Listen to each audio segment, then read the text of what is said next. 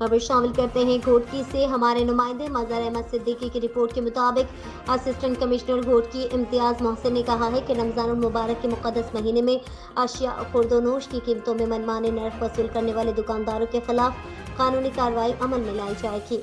अशिया खुर्दोनोश की कीमतों में खुद साख्ता इजाफा नाकाबिल बर्दाश्त है। आवाम को रिलीफ फराहम करना अवलीन तरजीहात में शामिल है। जिले इंतजामिया की जानिब से जारी किरदा सरकारी नर्क पर अमल दरामद हर सूरत यकीनी बनाया जाएगा। इन ख्यालात का इजहार उन्होंने market committee, bureau of supply and prices के मेंबरान, ताजिर बरादरी और दीगर से एसी ऑफिस में मुनक़िदा मीटिंग में गुफ्तगू करते हुए किया।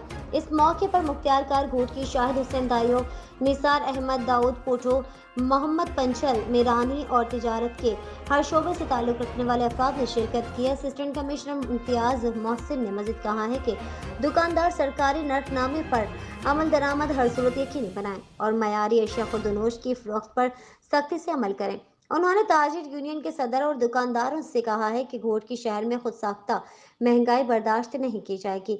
इंतजामिया की अव्वलीन कोशिश है कि शहरियों को अशिया खुर्दोनोश सस्ते दामों दस्तयाब हो सके। उन्होंने कहा कि गुज़िश्ता रोज डिप्टी कमिश्नर घोटकी मोहम्मद उस्मान अब्दुल्ला ने ताजिर बरादरी के साथ इजलास मुनक्कद करके अशिया खुर्दोनोश के नर्क मुकर्रर किए हैं।